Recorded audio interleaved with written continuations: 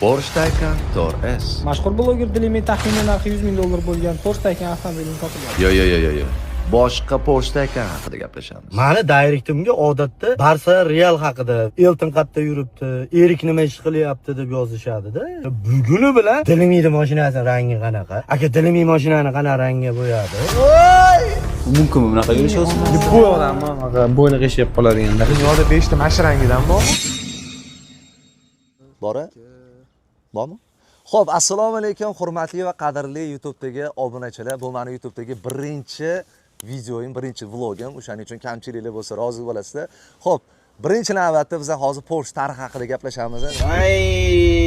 Nima sansan? Mashina tanlashda juda ham qiynaldim. BMW, Merz har xilcha variantlar bo'ldi. Oxiri O'zbekistonda ko'p uchramaydigan xarakterimdan kelib chiqqan holda kam navo bo'lgan mana Porsche Taycanni ham oldik. Keyin esa mashinadan bilgan bo'lsanglar orada palakat bo'lib qoldi. Bloger Dilimi yangi olgan Porsche Taycan avtomobilini avariya qilib oldi. O'sha paytda mashina pacha bo'lib qolgan paytda mana shu mashinani tuzatib bergan, mana shu birga bir qilib beradigan usta kerak deganimda. Hammanglar menga ko'kchadagi Hoji Akbar akamni aytdinglar. Mana legendarniy Hoji akam oldilariga keldim. Tanlovda adashmadingizmi? Baraka topinglar aka. 10 yillik tajribaga ega bo'lgan akalarimiz. O'zingizlar ko'rib mana bemalol guvohi bo'lishinglar mumkin. To'g'risi juda ham xursand bo'ldim. Undan keyin esa rang o'zgartirish masalasiga kelgan edik. Unda ham sizlardan yordam so'raganimda juda ham ko'p variantlarni aytdinglar. Juda ham ko'p variantlar bizga aloqaga chiqishdi.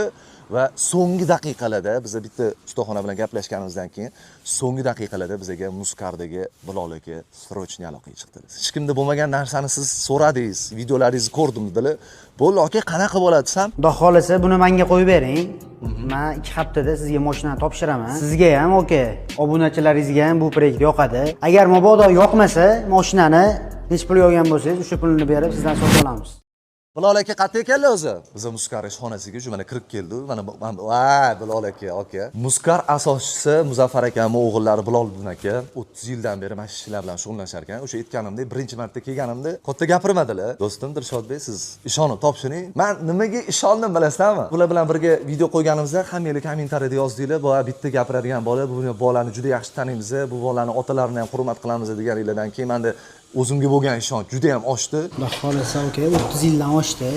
Bu damlar boshlab berganlar birinchi. Oson bo'lgani yo'q, bu yoqqacha kelish, ish sifatliligini ko'rishgan uchun olib kelishyapti mashinani. Mana Instagramga ham kirib keldilar. Muskar deb yozsanglar Instagramda profillar chiqadi. Obuna bo'lib qo'yinglar. O'zbekistondagi sanoqli mashinalarni profillarida ko'rasizlar. Nima ish qilinganlariga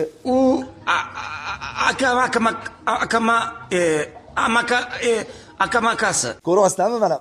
Bu aytolmani biz hech qanaqa sovuqdan emas, azizlar. Hayajondan o'sha mashina mamita turibdi. Kecha soat 11 da kelganimda, aka, xatya